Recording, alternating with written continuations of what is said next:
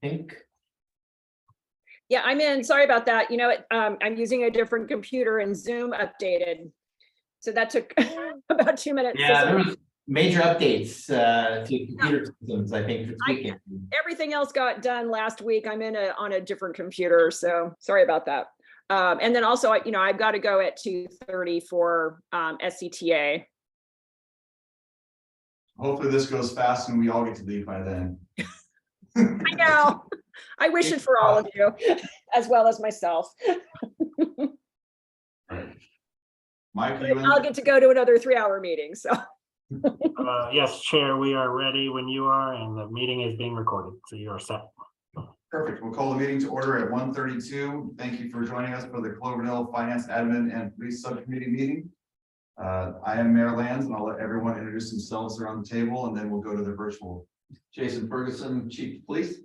Thanks, Chief. I'm David Kelly, City Manager. Susie Holmes, Finance Manager. Kevin Thompson, Assistant City Manager and Community Development Director. Councilmember Bagby. Thank you, everyone.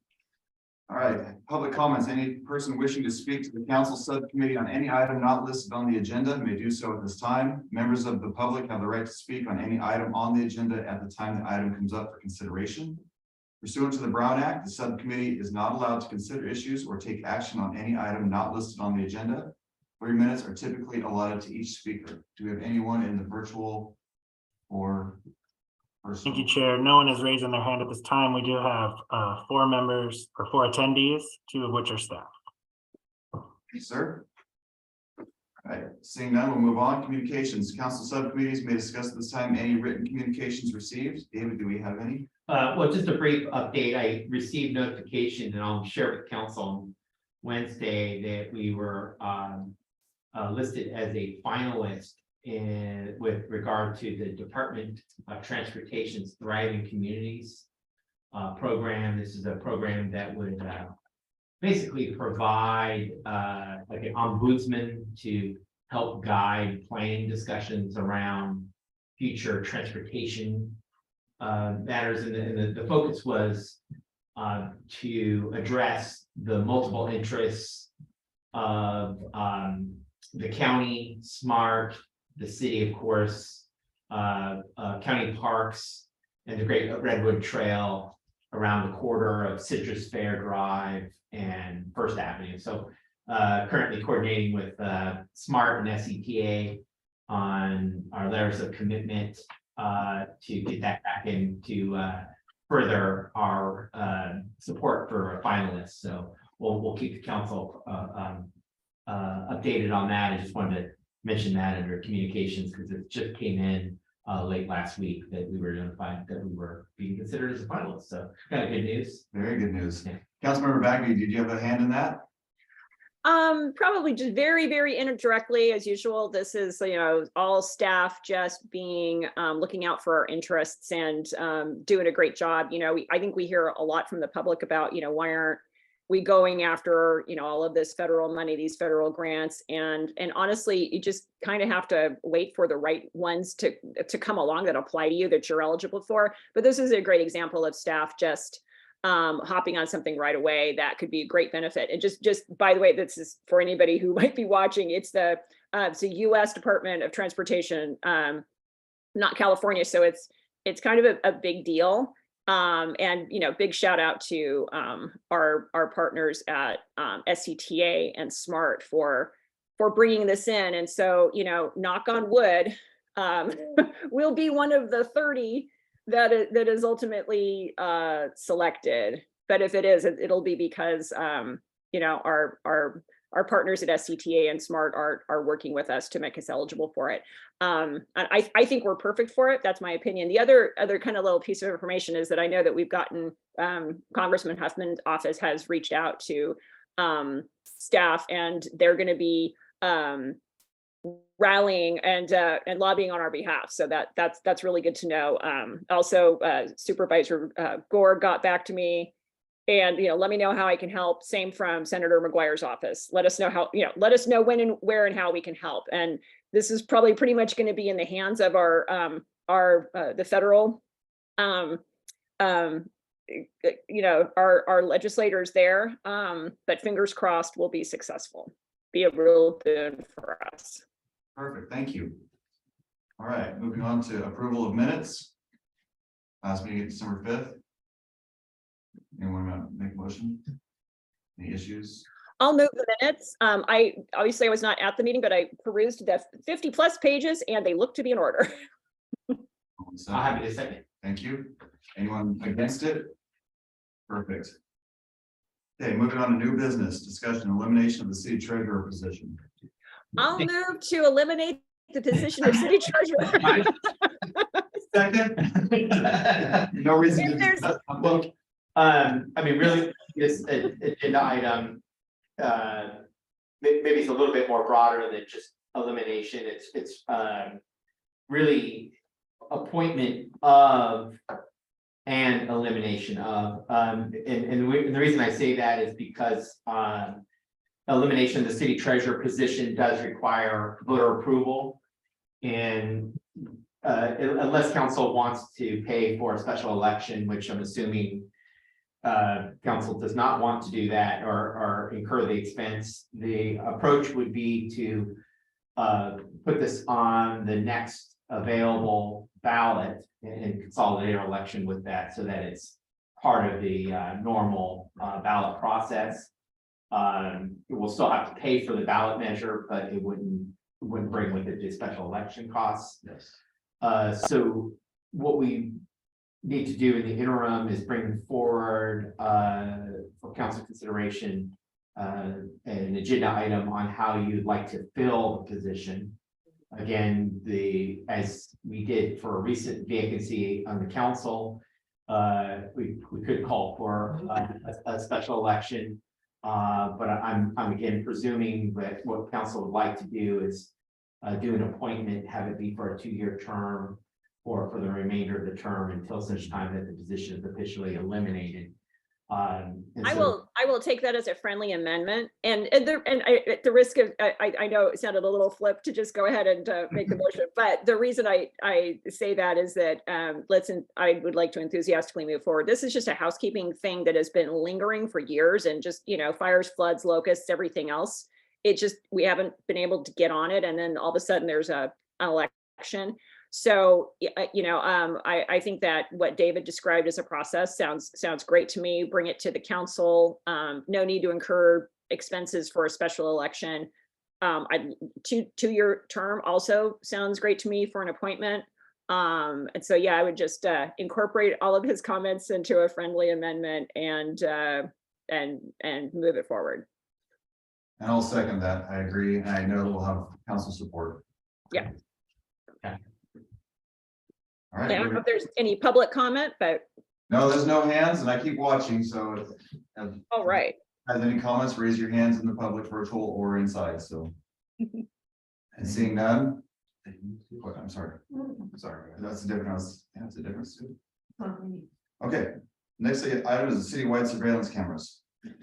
Thank you, Mayor. And this item was agendized at your request. I think by way of background, some cities have installed cameras to enable the police department to conduct routine checks, maybe the term surveillance of vehicles. And there are different tools available for that. And I know our chief is researching some different options. And Chief, I'll turn it over to you if you want to kind of touch on, I know there's traditional license plate reader systems, but there's also other types of cameras, security systems that are available. Right. And what the possible benefits are to the community for installing or implementing these systems. Yeah, well, I think the safety of the community is, you know, pretty well established that it's gonna help in the criminal investigations. It's gonna definitely be able to identify vehicles coming and going from our city of interest. And the systems, there's a variety of systems out there. What I'm finding in some of the research, and including Hillsburg recently moved to a flock safety, which is a automated license plate reader system. And they purchased 11 cameras. So there is some legal requirements though that come with this. So they're SB 34 We do have a requirement to bring it to public comment prior to implementation. So that's something we would certainly want to do. And I would imagine there'd be questions as it relates to identity of individuals on there, facial recognition, things like that, and whether or not these LPRs provide information on the spot of registrations and whatnot. And I can tell you that the block system is not set up that way, right? It'll give us the required information, but it doesn't provide people's information like you think. It doesn't do a facial recognition. It doesn't just automatically print out information that might cause concern for a community. And we can certainly establish that in any kind of public comment, have that presentation and maybe kind of curb some of the concerns folks have.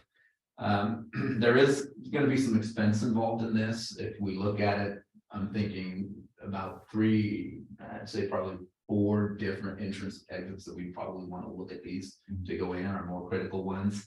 Anywhere from 10 to 12 cameras, we're probably looking at costs in the neighborhood of 30 to 40,000 in upfront costs, and then an annual cost of about 25,000, depending on how many cameras that you operate with.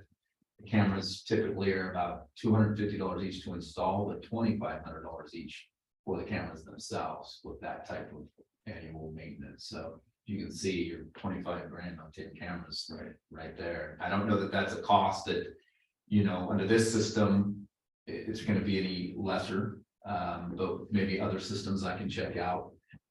But these seem to be the going rate. These are used in Cotati and Roanoke Park as well. Seem to be pretty good systems. So I would think we probably want to go with something consistent that others are using that seem to be reliable.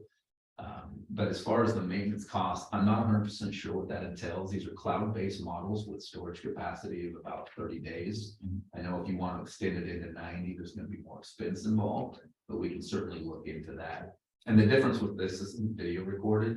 This takes snapshots of plates. So there's a difference under a legal requirement for us to maintain it for a year versus the 30 to 90 days that we choose to go that route. But I'll continue to look into these systems to find out, is there any ways that we could possibly cut costs and see what we'll be looking at, or maybe fewer cameras. But I think it's important for us to do like other cities and hit our major thoroughfares and our arteries that come in and out of the city. So. No, I'm in complete agreement. Obviously, I put this on here. I had already discussed it once with you, just to start the conversation.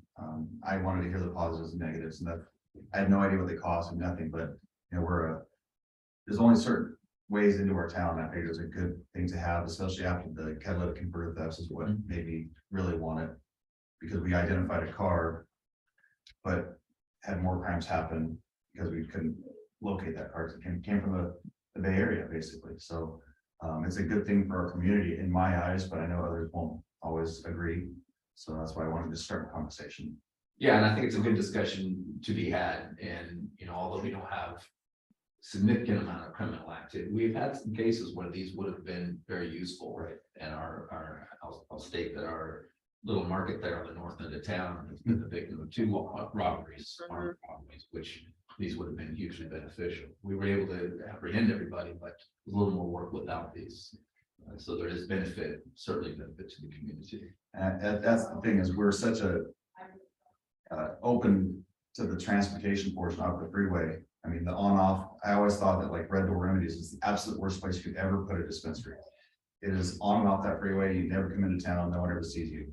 So it's things like that you could start identifying cars, colors, something to help out these investigations and keep our town a little bit more safe. Yeah.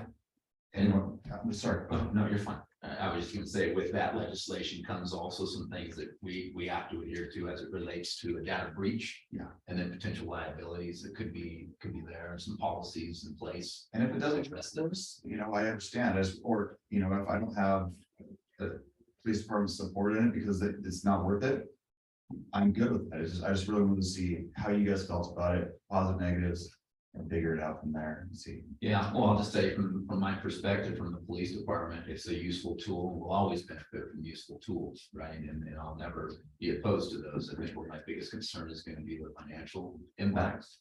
And then if there is a potential breach, there's significant impacts for the city as it relates to that. But from a benefit to the organization and to the city, huge tool.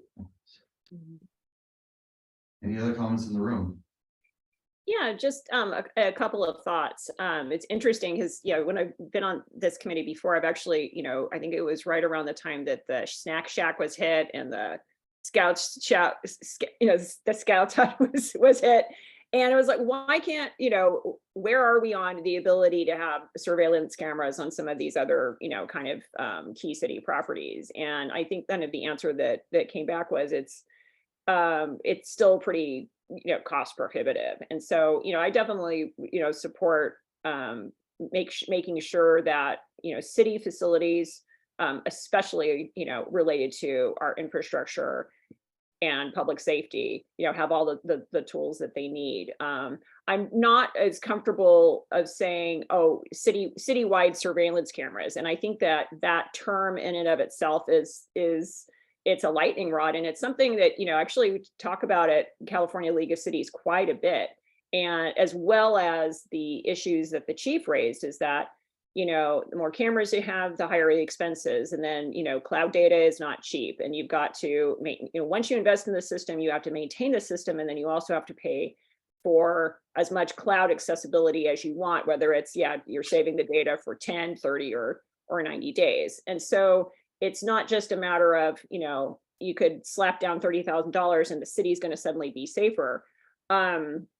It has some very careful considerations, especially for a city of our size. And I actually find it kind of interested in hearing more about what cities of Healdsburg and Cotati have done, because I think that population-wise, we're kind of like, we're between those two cities, or we're closer to Cotati, but than Cotati. Speaking of people who places where people come and go a lot, it's really a crossroads. And so they may have really, found it necessary just because geographically they're just much more urban than we are. They have many more vehicles coming and going on a daily basis. So I'd be interested in just hearing back from the chief about the feasibility of it. And and to me, it's a matter of balancing. It's like, well, we had to slap down $30,000 or $40,000 for a system that we're going to have to continue paying for.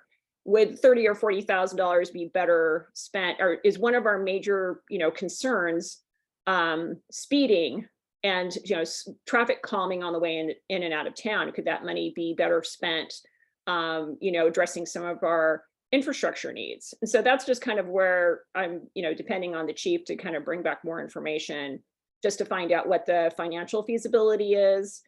Is it, what would our potential liability be as well for managing the data? Because that's going to be another concern for how we would continually fund something like this down the road. But I'm interested in hearing more information, especially from municipalities that are, close by, kind of similar, and what their experience is, and just find out if it's right for us.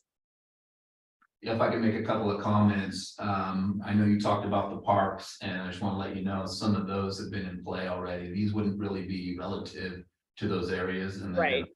they're working on a system as we speak that would cover, I think, the scout hut and things of that nature, which is a standalone system, much like we have in the plaza with that camera system. So this would really be where we would be putting it on our entrance and exits through our city. The most critical ones, I would even think First Street at Crocker would be very a viable place. So when you look at this, you look at anywhere from 10 to 12 cameras to be realistic. I got a lot of my data from talking to the chief of police of Healdsburg and their recent purchase of the 11 cameras for theirs. And some of this information came from them. The reasoning behind it was very much similar to what our reason would be for criminal activity that was taking place, catalytic converters. They've had some significant crimes over there as well. So that's where a lot of this came from, the flock safety system. But I'll certainly contact Cotati and Rohnert Park, who also have this system. Right. I think that the former mayor of Santa Rosa would agree. He lost 2 catalytic converters out of his Prius. So yeah, I mean, everybody knows that those kinds of things, and yeah, and these aren't locals. They're folks who are coming up from the Bay Area, kind of targeting smaller, sleepier towns. So, but yeah, it's kind of interesting to me because Healdsburg, if you think about it, it's kind of on a northwest axis or north-south axis like we are. They've got West Side Road and Dry Creek coming east to west. We've got 128, you know, so if they're kind of geographically a similar setup. So if we can, yeah, if we can glean some information on effectiveness from them, that would be great. And, you know, technology is the future. It's here. And I know that the speeding and the petty thefts are a huge concern, but it's you know, to me, it's a cost benefit analysis, or, you know, is how much will it cost us to invest in it, maintain it? And then are there, you know, other infrastructure things that might work as well that we could look at. So yeah, but so interesting topic. So Mayor, what I hear from this subcommittee is that we'd like additional information. The chief, I think, has just conducted some preliminary research. What I'd recommend is directing the chief to prepare some additional analysis, background information, including look at our partners in public safety in Cotati and Healdsburg, and outline what are some of the benefits of the system, what are the costs, and to bring that back to subcommittee for further review and discussion. Absolutely, and block system seems to be the one that everyone is using, but still, I'd like to know if anybody's, you know, having regrets, a little buyer's remorse on that one, and see if there's anything better Yeah, that sounds great. or different. I mean, maybe it's not LPRs or license plate readers. Maybe it's a 24-hour just looped camera. I don't know. These are the things that you're the professional, you're the expert. I'd love to hear what you have to say and bring it back. Yeah. Yeah, and sometimes with tech too, it's like sometimes there'll be like a dominant company or technique, and then like somebody leapfrogs, and so it's like it changes pretty consistently, or, you know, pretty regularly. So yeah, we'll just get the best information we can at the time. But thanks, Chief, for your preliminary work on that. That was those descriptions were very helpful. You're welcome. All right, with no other comments, any public comments? I still see no hands. That's correct, Chair. No one's raising their hand at this time. All right, well, we'll move on. Let's go through the standing items. Update on bonding capacity for the new police station or any types of funding. I think, thank you, Mayor. And this item was agendized in part to assess what our ability to finance a new police station or new public safety facility is. And as part of doing that was really looking at what our community can support in terms of a bond issuance. We thought this was going to be something that could be readily identifiable. It appears that it requires a little bit of homework to do, and so this is an area where we need to staff needs to do some additional investigation on who we contract with to determine what our bond capacity is and support. So this is a work in progress. Great. USDA, it's out there. It's more of a function of what we can support in terms of bond payments. And that's where, again, it gets back to bonding capacity. Because even with a financing, let's say half the station, the payments would be fairly overwhelming to our general plan. Yeah. So it really is critical that alternative financing be found for, you know, large capital projects like the police station. Can I just ask a question to get kind of up to speed on the discussion? Was there any mention of kind of a civic building that would incorporate both police station and city hall? Because city hall is almost in as bad shape as the police department. Absolutely, Councilmember Bagby. That's on paper says for police station, but it was all encompassing, and actually we had discussed even maybe a county center type of area for them to have offices to work out of for the probation officers if they needed it, or, you know, Gore has different things with behavioral health that he wants to move. And so it was all encompassing. Great. Yeah. We need to see where, you know, if my idea at first was if our bonding capacity was only 10 million in Cloverdale, then it's not even worth putting in the homework and the legwork. But if we have, you know, larger ways to fund, then it is definitely worth it. And so that's kind of where the ball was going. Oh, good. Yeah, because if we're asking questions about our capacity, if we're asking questions, we might as well ask all the questions. It's just Absolutely. like, yeah. Let's see what we can do, and then try to fit our ideas into it. This is very preliminary. You were getting out on the ground floor with us too, so.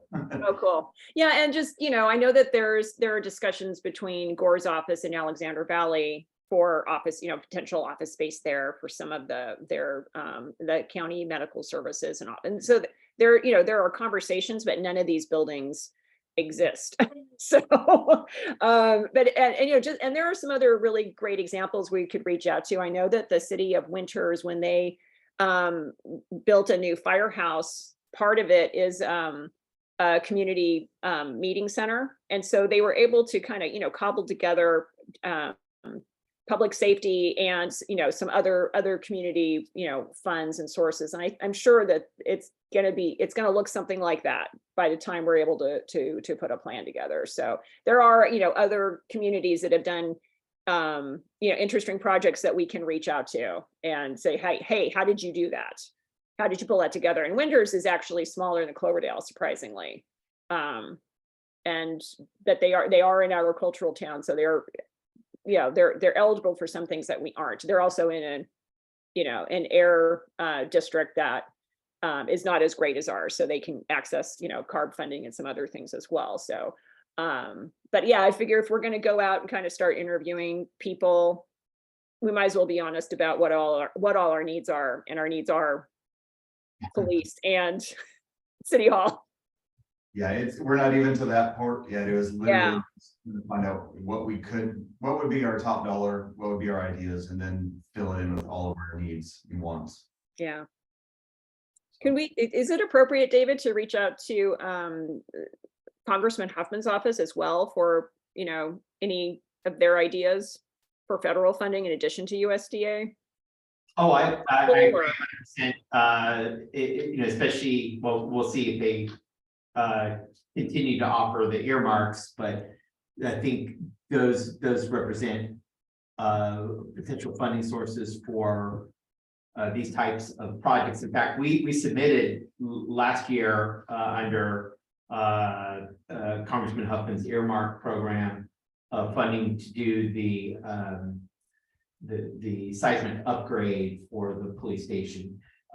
You know, prior to kind of revisiting a new police station, it was, can we obtain funding to seismically retrofit our existing station?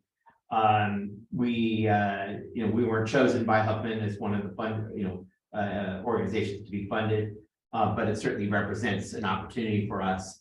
And it seems to me that's an area we should look at more carefully, see if there are programs that might meet with our congressmen or senators' interest, and it'd be something they would be willing to get behind, because earmarks is probably one of the better, easier ways to get funding, because they just put something in the federal budget. And if I could urge them in any way, I would just remind them to look at a geological map of Sonoma County and realize who's on bedrock and who isn't. We're on bedrock. I'm sorry, go ahead. I'm sorry. And I'm sorry to say, and horribly, I just was reminded of what a 7.1 earthquake looks like. I just was watching the clips from Turkey and Syria, and they're just horribly devastating. So, you know, Cloverdale actually is in a better position to withstand a serious earthquake in Sonoma County than some of the other, especially some of the older infrastructure in our bigger cities. So I would just urge them to make that to consider that as part of the information that they have regarding earmarks. So maybe once we kind of get an idea, we can invite him up here and do a tour of the police department and let him see why we need it so bad. It's not a want, this is a need. Yeah. Is there a hatch to the creek, chief? I guess you shouldn't say that. It's probably a security breach, but yeah, What you said, I'm sorry. I hatched to get. hatch to the creek. Yeah. I hear it keeps beer cold, but I wouldn't know anything about that. All right, good there, everyone good? Anyone from the public, still no hands? All right. Moving on, appointment to the Sonoma County Library Commissioner. That's on the council agenda for the appointment of Miss Brooke Green to serve as our library commissioner. And that was after an interview of three candidates. Any comments from anyone? Anything from the public? I look forward to approving her on Wednesday with our council. Yeah. Next, increased city manager spending authority. Okay, this was requested at the previous, what was discussed at the last meeting. Since then, just research what was required to increase the city manager's expenditure authorization. And it does require a code amendment or an ordinance in order to do that. Specifically, section 3.08 of our mini code limits the expenditure to 25,000. I think there's a lot of reasons to support increasing it to at least 50,000, just based on a poll of city manager colleagues. Most cities have a expenditure authorization of 50. It's kind of the minimum, but there may be some interest in increasing. I know the previous subcommittee suggested making it align with the budget, but I think that's pretty broad and much broader than most cities grant their city manager, not out of trust. It's not a trust issue, as it is more of oversight by council. And even though something's budgeted, doesn't mean that you absolutely want to spend it without some kind of review and consideration. And so that's when you have a kind of a limit on the expenditures. That just means that council serves as that check-in and an overseer of taxpayer money. So I certainly would recommend, increasing it, because I think we're at that point where almost everything requires council approval now. But maybe not as high as what the budget provides for, but something like 50,000 or maybe even 100,000. Yeah, I think that's reasonable. And I'll just give, just as by way of a little background to compare, it's important to look at other cities too. But we at Sonoma Clean Power, now at Sonoma Clean Power and Smart have considerably higher budgets than the city of Cloverdale too. But they're more toward 100 grand. And my comment when we just updated Eddie's signature authority was, you can't even put a paver in the ground in Sonoma and Marin County for 100 grand. Why are we, fooling around with this? And so we actually, and that's kind of, but we still made it, we increased it to about 100 grand. So, but if you look at the relative budgets, I think $50,000 and is just realistic.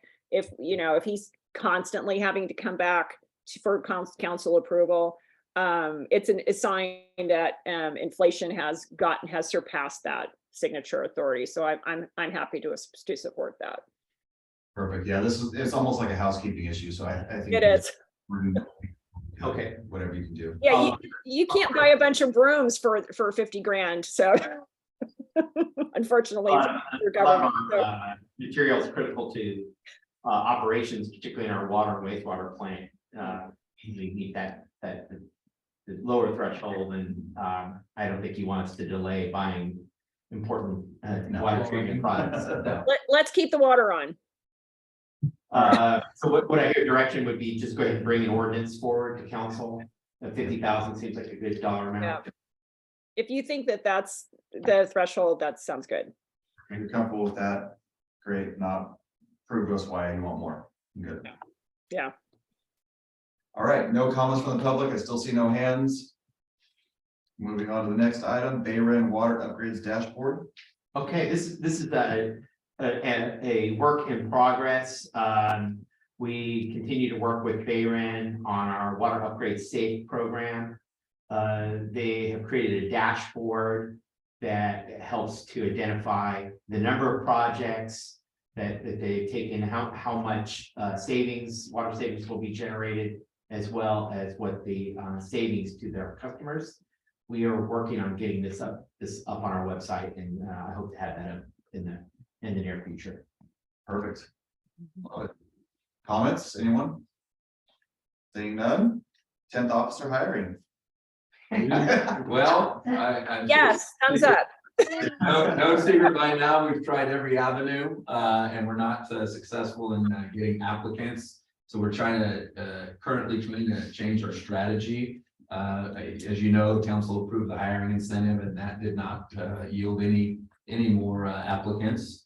And so what a lot of the organizations around the county are doing is police training programs, where they're hiring individuals that are successfully qualified and sending them to the police academy.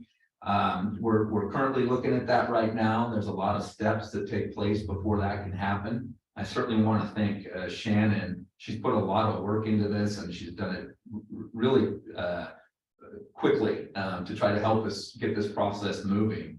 And eventually what we'll do is hopefully bring this before council before too long. And I'm just going to put this in there too, is once we get this done, if it does get approved, there's a lot of reimbursement aspects to this. So I don't want to scare anybody by the fact that we're shelling out all these expenses, because a lot of it's reimbursable as well. So, but that's currently where we're at, and hopefully we'll get that done fairly soon. Thank you. I saw the sheriff's office is offering $25,000 incentives now. That's Wow. because they can't get it. That's how bad it is. So And I think they're still not as high as like Petaluma or one part. it's just, it's sadder now. Yeah. Wow. Okay, no comments from the public, no hands. Moving on, PG&E turnkey energy and utility upgrade program. Okay, just a quick update. We had our kickoff meeting with PG&E, and their consultant that will be managing the project, which includes a set of what we're referring to as energy conservation measures. They're kind of in really 4 broad categories. One is lighting in mostly city facilities, converting from fluorescent to LED. Street lighting, so those kind of two go together. The street lighting is remaining conversion of outstanding street lights that haven't been converted to LED. Then we have HVAC conversion. Or replacement of HVAC to high efficiency units on pretty much all city facilities. So City Hall, Police Department, Library, seniors and senior center. Likewise, we probably the biggest project or energy measure that we've identified is the meter replacement. So we'll be coordinating that project. It's going to be all hands on deck for our utility billing team as they implement the new portal and everything that goes with it. Likewise, the actual installation work. So we've had our second meeting. We're well into planning, and a lot of the materials have been ordered. So we're refining timelines, and we're going to be beginning this whole effort over the coming. It's going to be probably about 18 to 24 months to fully implement all of the projects, which also includes the photovoltaic system at the wastewater treatment plant. So they're kind of the big components: photovoltaics, water meters, lighting, and HVAC. They had talked about starting water meters in March. Is that still a possibility, or? We may do some of the preliminary work in March. We're refining those calendars, and what we'll do, we just had our meeting last Thursday, so we'll start populating the agenda with calendar items, and so we can really see what all those dates are. But we want to go through and double check, make sure the calendars work, and that they align with when the materials expected to be here. And so that all the pieces of the puzzle are aligned. Melanie, anything? I know that sounds great. And, there is a definite push at Sonoma Clean Power.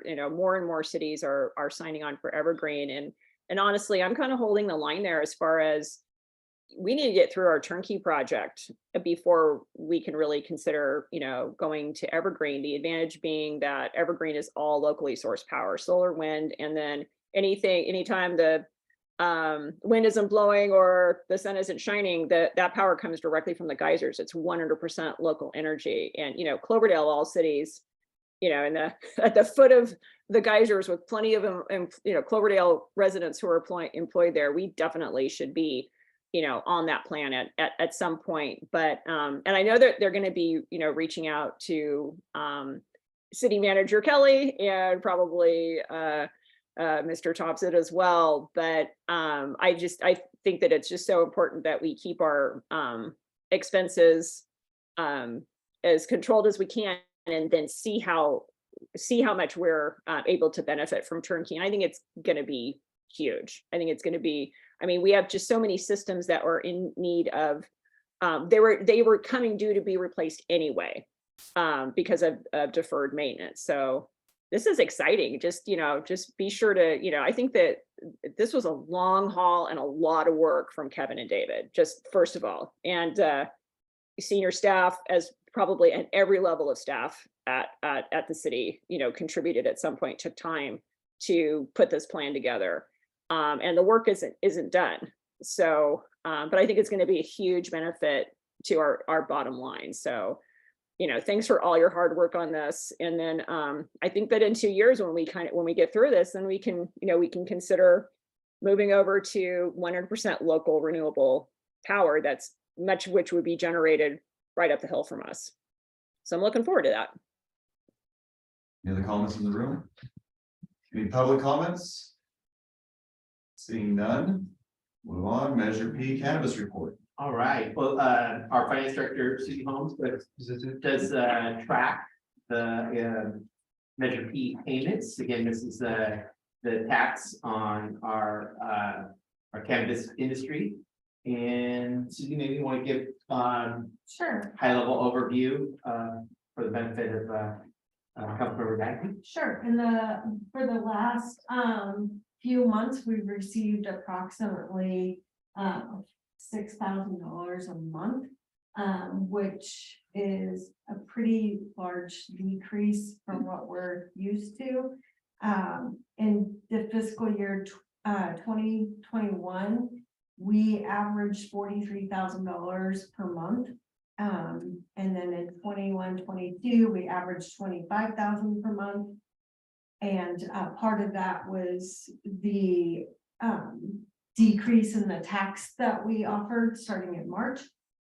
And then in 22-23, we're averaging now approximately $9,000 per month. So we're 36% lower than our highest and 20% lower, 21% than last year. So just a little update on that. And going forward, we'll have the table included in the agenda packet, so we'll have that available. Yeah, this is great. Oh, sorry, go ahead. Oh, go ahead. That's perfect. Go ahead. Oh, I just was wondering, this is very helpful. And actually, I think I did get a copy of this. So I've got this on my iPad too, but I'm just wondering, now that we actually have a data sample that's worth graphing, I was wondering if we could kind of get a, last year, this year, just something that kind of shows the trends, so that if people are pulling down the packet, or they can just go straight to it. I mean, I don't think we didn't have enough statistical data before to show that, but just seeing that spreadsheet, it's like, okay, I think it's chart time. Okay. You got it. So we'll bring this back next meeting with both the numerical data, but also a chart. Maybe Susie, break it down like you did by fiscal year, so you can kind of see. Yeah, so you can see trends. Is there also a way to show our cost? To see if the percentages we're at now we're actually losing money, not that we're not getting, but that actually costing us more than. Let us take a look at that, how we characterize our costs. Some of the costs are embedded in the annual fee. So we'll have to kind of discern between the tax and the fee is meant for cost recovery, whereas this is intended to pay for additional services. The education and health and everything that we preached about, that's what this is supposed to come from, and none of it's being done. The SRO is part of this, and it's not being done. That's how that was sold. Yeah. So, Or it's not being, I don't know, it's not being shown, and some of that is the delay from COVID, but this is, it's time now. Let's show our work. Data we can figure out if it's costing us money or if we're actually doing what we said we were going to do with it. And if we have to raise these percentages a little bit, back up a little bit, I don't know. Because that's a big hit. That's a really big hit to me in my eyes. I want to know why, or if it's still working for that percentage that we took away. Does that make sense? Yeah. Anyone else? Any public comments? All right, moving forward, no hands. Update on Recology's extraordinary rate request implementation. Okay, so this has been a standing item for a while, and was really intended to address the second amendment that was ultimately approved by council in late 2022. As part of that effort, when we made a fairly significant revision in the rate structure, I say we authorized a significant restructure. Change in the rate structure. But in doing so, Recology in particular did a more deep dive on the franchise agreement. And there's clearly, there's been an evolution and solid waste and need to clarify a number of technical points within the franchise agreement. Recology has asked that we consider a third amendment, and can view the third amendment as really cleanup of the franchise agreement. I think, since then, there's also been, I know, Mayor, you've expressed interest in looking at the street maintenance, street sweeping program, which is also part of that franchise agreement. And that could be part of that conversation is amendment of the franchise agreement to reflect our current street sweeping needs, and if that means enhancing that it comes with that. But a lot of the items, for instance, like one of we moved from where they did community bulky item collection to an on-call program, which I think is better for customers, because you don't have to wait till one day of the year and then put everything out on the street. You can as a customer, you can call up and you can make arrangements for bulky cleanup, bulky item collection. So, but little things like that, there's some clarification needed. There's a program that was started by Ratto that enabled requesting portalets. Well, Recology is not a portalet provider like Ratto was, so there's little things that they're seeking to clean up. And what we'll do is we'll package this up for review by this subcommittee before bringing it to council. But this was just intended to give this subcommittee as a heads up as we completed the second amendment, and now we'd like to bring forward a third amendment. And then I think that's the opportunity too to look at the franchise agreement like they have globally, to see if there are changes that we'd like to request for instance, street sweeping. Comments in the room? Melanie? So one of the other comments I had was they have spent a lot of time citing customers and finding them for having their cans too close together, the lid's partway open, anything like this, having different products in a different can. Are they considering the money they're making off of those fines and fees towards our contracts? Because if they're finding people $50–$60 a month, and I see 8 of them down my street when I drive on trash day, most people just pay it and they bitch about it, but then they don't do anything. But it's, to me, that's unacceptable. We're paying a higher rate. If you have the time to get out of your truck, write a citation and put it on a can, then you had the time to move that can 1 foot. We're a small community. This is a more family oriented. We're not here to be high corporation mafioso trying to bully people around, and I don't want to put up with that. So I want to push them for our needs as well and our considerations.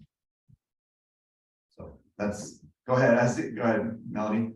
I wasn't aware that they had written citations like this. I've How seen prevalent it. is it? It's crazy. I've actually watched the driver do them.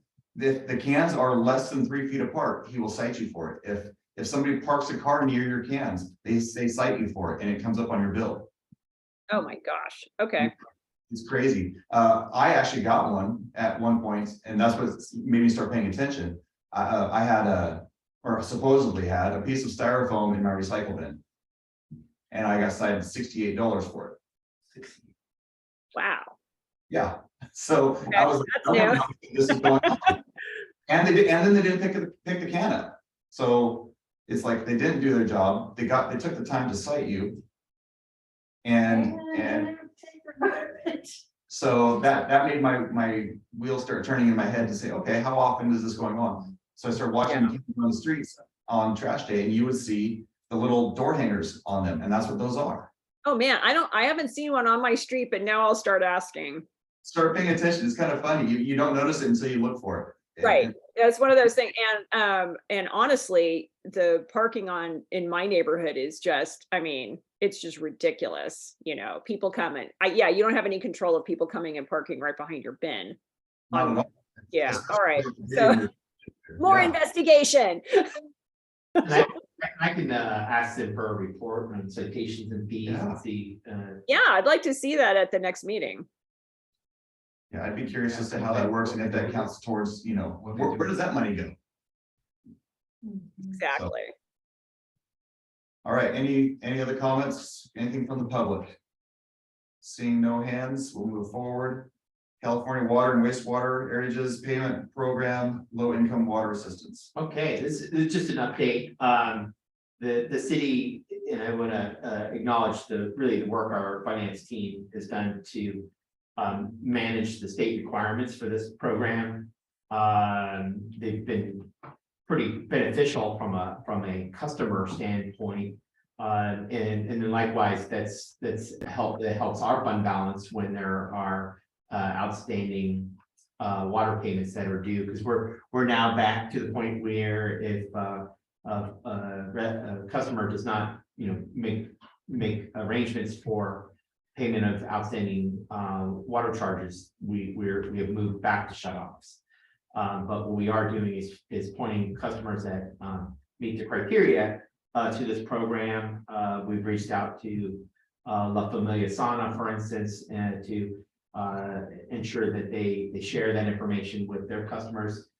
Actually, as a customer who's interested, they don't sign up through us, they sign up directly through a state provider, and it's a way for them to get qualified to get financial assistance, and then ultimately our water utility gets provided any back through payments. And so, if you have a brief report just to share in terms of how much money we've collected in this program. Yeah, so to date, we've collected approximately $45,000 through two programs. One is the state arrearage program. So for the water users, we have collected approximately $37,000 from that, and LIWAP, which is low income housing water assistance program.